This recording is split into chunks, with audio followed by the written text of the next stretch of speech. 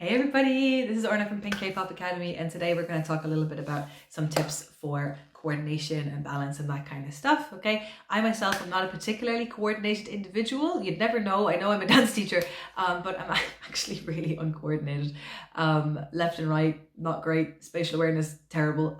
So if you are somebody that struggles with coordination, whether you just feel like you're a little bit clumsy or if you have a diagnosed thing like DCD, these tips will be good for you. I do have students with DCD and they find this stuff really helpful as well. So I wanted to share it with all of my students around the world, not just the ones in my classes. So let's get started. We're going to go through 5 things today, and they are balance and weight, step by step and building neural pathways, taking processing breaks, taking your time, and be kind to yourself. So starting with point 1, balance and weight. So really the core of dance is the core of your body, okay? All of your balance and your control comes from your core, okay? So if you're finding that you're very overbalanced or you're a little bit flaily, okay, probably what's happening is that your core isn't controlled yet. And that's okay. That's not something that our body naturally does, okay? I mean, for some people it's natural, but for most of us it's not.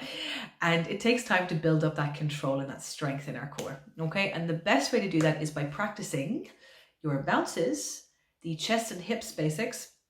And I also have a special video for actually training balance in terms of like footwork and weight transfers from side to side, okay?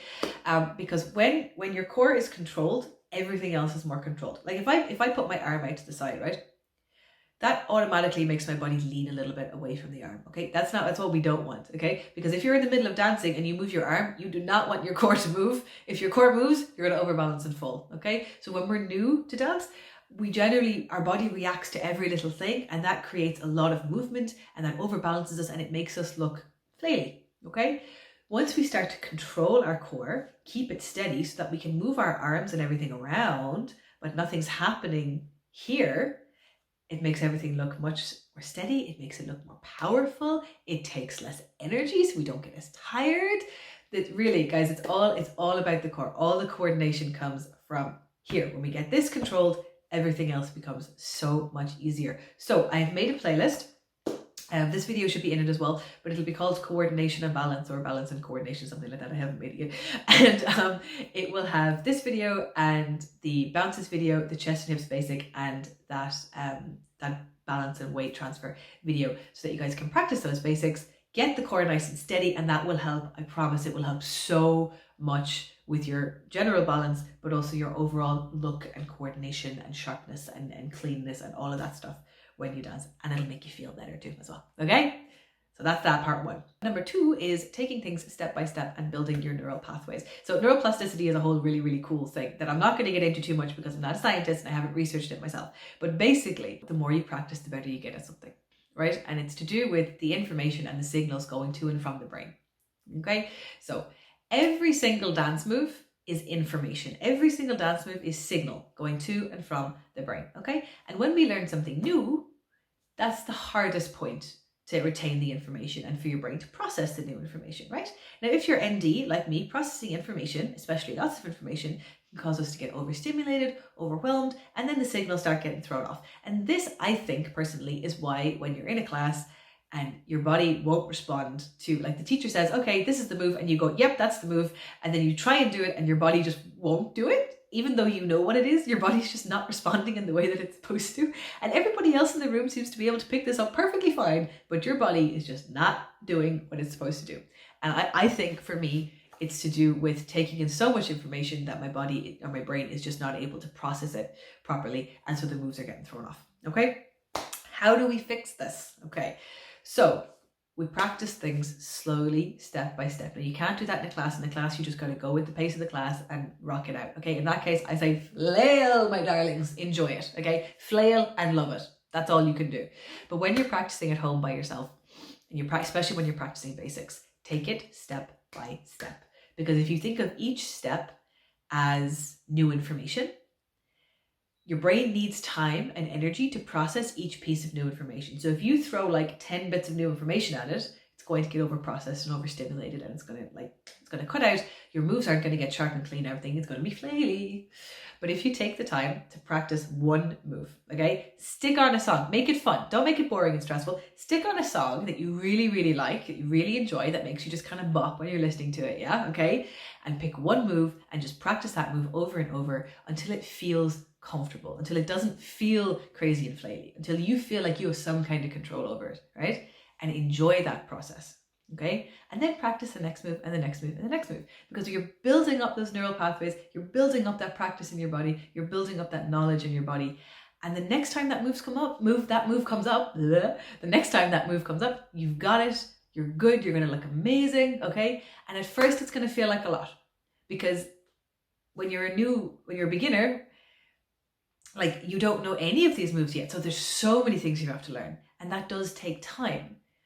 But very quickly, you're going to see that stuff repeats and stuff is the same with minimal changes. And once your body already knows how to do these moves, then it can do them again. It can adapt them. It can change them. It's just that initial burst where there's all this new information that is difficult. So take your time with it. Go step by step with it. And I promise you will see so much improvement in your dancing. Okay? So take it step by step. Give your brain the time to build the pathways it needs to get the place it's going. Okay? Let's go on to number 3. Number 3 is to take processing breaks. So like I just said in the previous, what you call it? Move? No? Clip? No? Tip? There we go. We got there. Like I said in the previous tip, it's information, okay? Your brain is getting over processed if it's taking in lots of information. So every so often, take breaks, okay? There are so many times where I was practicing a move over and over and over again, and I'd be practicing it for like 30 minutes and I still wouldn't have the damn thing. And then I would take a break for like 5 minutes because I'd be like, oh, forget it, I hate this. And I'd go off and I'd do something else for a couple of minutes. And I'd come back and I'd be like, no, Orly, you need to get the hang of this move. Let's do it. And honestly, within 30 seconds, I would get it. I would be like, what is this? But basically what was happening is I was practicing it so much that my brain was getting over processed. And so it didn't have the space to actually work the move out. I was just forcing myself to do it again and again. But once I took a minute, let my brain cool off, let it process in the background, and came back to it, no problem. Okay? So every so often, if you're starting to feel that frustration, especially, that's very often to do with being overprocessed, or if you have your own signals that you know mean you're overprocessed or overstimulated, stop. It's okay. Take a break. Come back to it in 10 minutes or 5 minutes or the next day, or do something different. Let your brain process it in the background and then come back to it later when it's had a chance to work through all the information. Honestly, it is faster to practice something, take a break and come back to it than it is to keep pushing through. Honestly, you will learn faster if you take breaks. It seems counterintuitive, but you're giving your brain more space and it's able to process it more quickly than if you force it to keep going. Please take breaks. I promise it'll help a lot. Okay? Awesome. Let's move on to tip number 4. Tip number 4 is taking your time. It may just take our brains longer to learn stuff.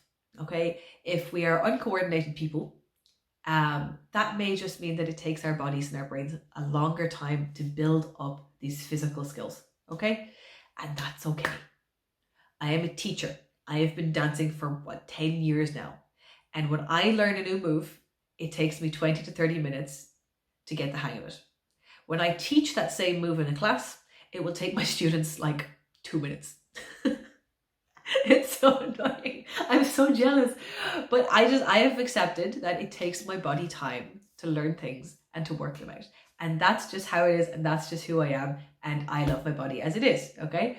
So if it takes you time to learn things, it's okay.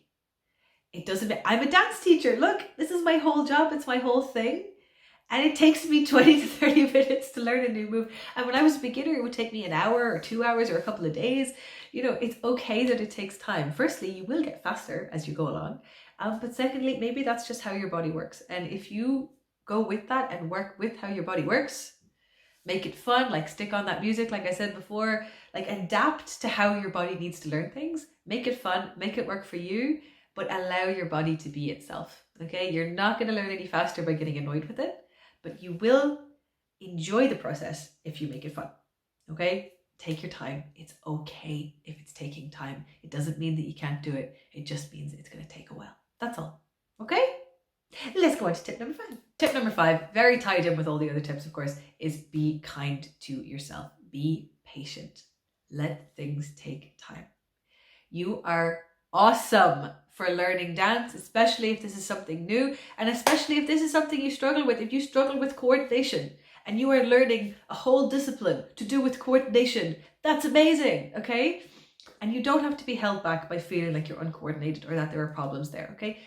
Anybody can learn to dance if it's something that you're enjoying and you're being kind to yourself about. Because if you're not being kind to yourself and you're getting frustrated and angry and you're saying mean things to yourself, you're going to stop enjoying dance. And the point is, we want to be here because we love it. We want to be here because we enjoy it, right? So even if it's a little bit harder for us, even if it takes us a bit longer, doesn't matter. Be kind to yourself. Every time you learn something new, say, yes, that's amazing.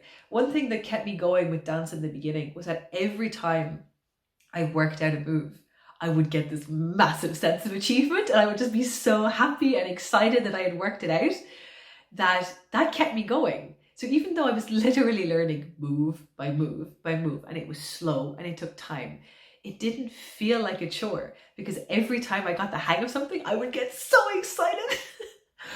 And at some point along the way, as I became more advanced, I stopped getting those little bursts of excitement and I started having this expectation of being like, I'm supposed to learn these things and I should be better and I should be faster and I should be this and I should be that. And honestly, for about 3 years, I almost gave up dance. Like every couple of months, I would just say, do you know what? I can't do this. I have to stop because I was getting so stressed. And all I really needed to do was say to myself, you know what? You're still kicking butt. You're still awesome. And instead of getting frustrated when it took me 20 minutes to learn a move, I should have kept that earlier mentality where it was like, yes, I learned the move, well done, you know, and the time frame didn't matter. So now I do that with myself. Even when I learn something new now, I'm like, yay, good job.